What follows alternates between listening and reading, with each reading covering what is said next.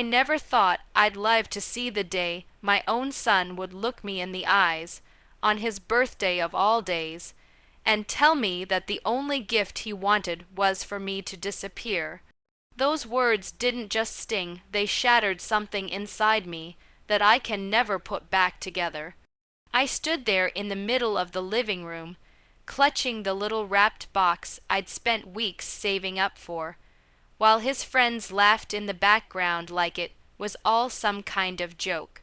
My own son, my baby boy whom I raised alone after his father died, looked me dead in the eyes and said, "Mom, if you really love me, you'll just leave me alone. That's the only gift I want." Tell me, what would you have done if your child said that to you? Would you have fought back, or would you have walked away like I did? The story really begins long before that awful day. I was 23 when I gave birth to Liam. His father, Daniel, was my college sweetheart, the kind of man who could make you believe in forever. We were married young, reckless, and in love, but life had a way of testing us early. Just a few years after Liam was born, Daniel was killed in a car accident on his way home from work. I remember standing by the hospital bed, holding his hand, trying to make sense of how I was supposed to raise our son without him. I promised Daniel that day that I'd give Liam the best life I could, no matter what it took, and for the next 16 years, that's exactly what I tried to do. Money was always tight. I worked 2 jobs, sometimes 3, just to keep a roof over our heads. I missed school plays, soccer games, and parent-teacher meetings because I was either working or passed out from exhaustion. Every time I apologized, Liam would shrug it off when he was little. "It's okay, Mom." He'd say with that innocent smile, "I know you're doing your best." Those words used to keep me going when I felt like collapsing, but as he got older, things started to change. The sweet boy who once clung to my leg at the grocery store turned into a quiet, distant teenager who barely looked up from his phone. It started small. He'd come home late, ignore my calls, and lock himself in his room. I thought it was just typical teenage behavior. But then I started hearing whispers other parents telling me their kids said Liam was hanging around with a rough crowd. When I confronted him, he exploded. "You're always working, Mom. You don't know anything about me," he shouted. I tried to stay calm, but deep down I knew he was right. I had worked so hard to provide for him that I hadn't realized how much distance had grown between us. His 16th birthday was coming up, and I wanted to make it special, a way to reconnect, maybe even start over. I saved every extra penny for months and bought him something I knew he'd been dreaming of, a second-hand electric guitar. Music was the one thing that still seemed to light him up, even when he acted like he didn't care about anything else. I imagined his face when he'd open it, the surprise, maybe even a smile. I spent hours wrapping it perfectly, writing a heartfelt note that said, "To my son, my reason for everything." When the big day came, I decorated the house with balloons and streamers just like when he was little. I baked his favorite chocolate cake and invited a few of his friends from school. I wanted him to feel celebrated, loved. But from the moment he walked in, I could sense something was off. He barely looked at me. His friends snickered when they saw the decorations, whispering under their breath.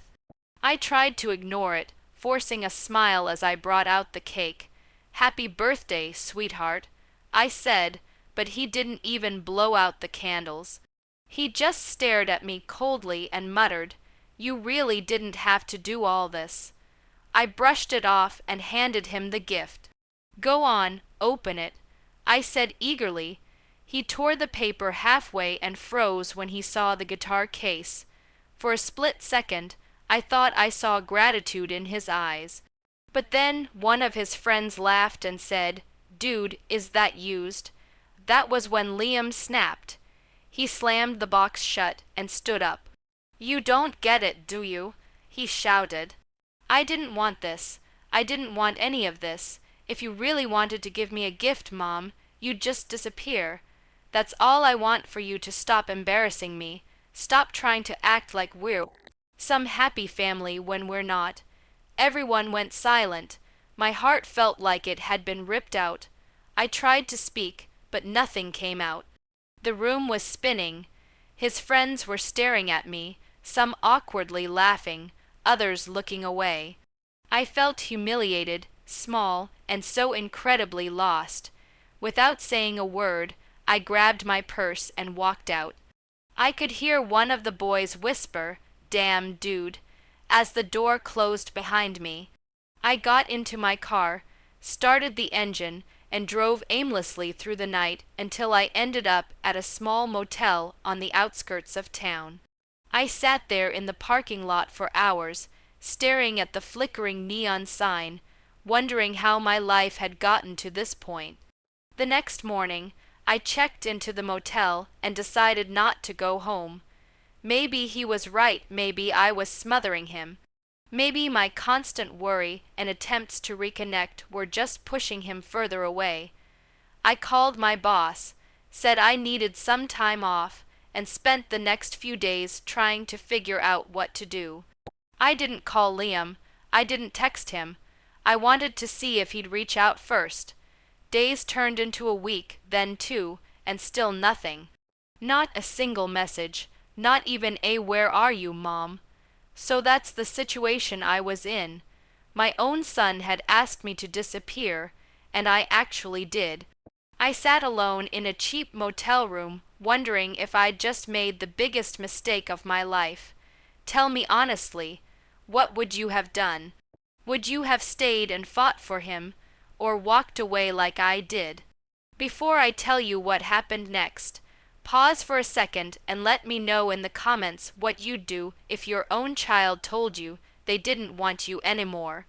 A month passed before I finally got a call, but it wasn't from Liam. It was from our neighbor, Mrs. Kelly. "Honey, I don't want to alarm you," she said, "but there's been some police around your house lately.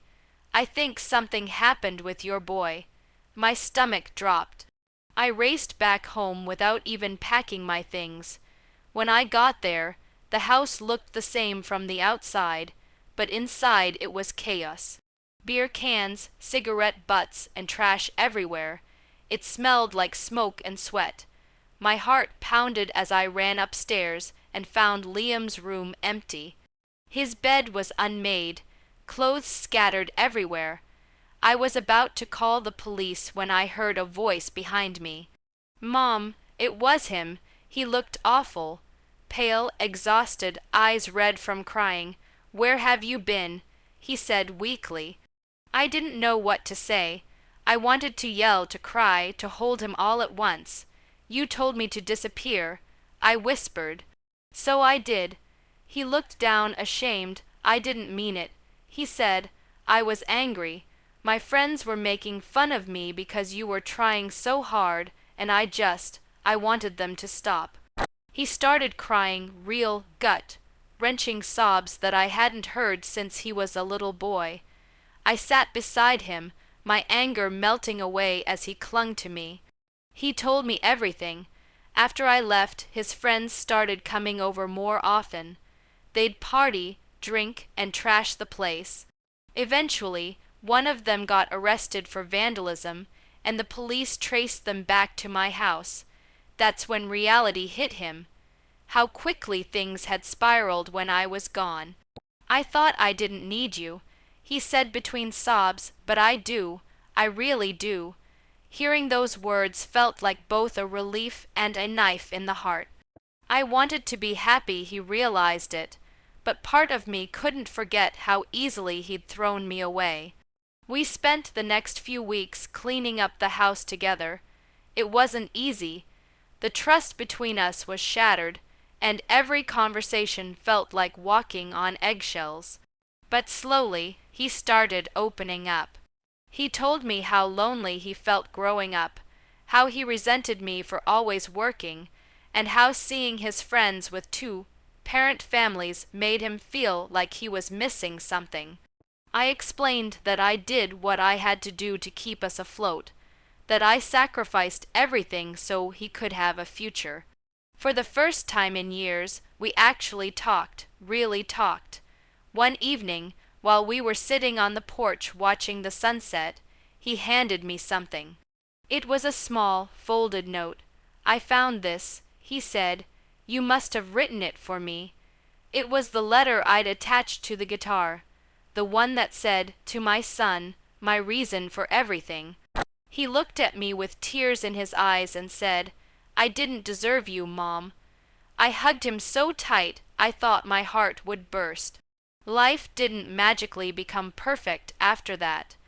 There were still arguments, awkward silences, and days when he'd retreat into himself again.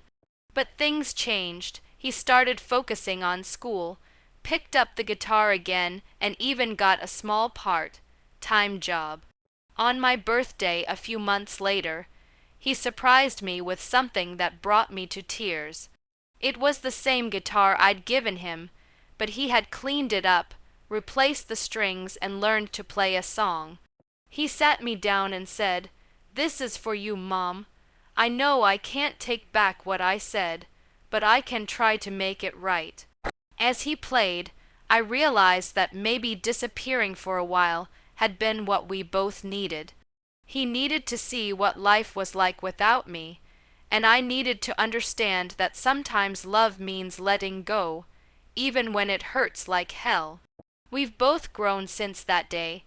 I still worry, I still nag him sometimes, but now there's understanding between us. A fragile, beautiful thread that we both protect fiercely. I look back at that birthday with a mixture of pain and gratitude. Pain, because it broke me in ways I didn't think possible. Gratitude, because it forced both of us to confront the truth. I wasn't a perfect mother, and he wasn't a perfect son, but we found our way back to each other. If there's one thing I've learned, it's that love isn't about never falling apart. It's about finding the strength to rebuild when you do. So that's my story. My son once told me that the only gift he wanted was for me to disappear, and I did.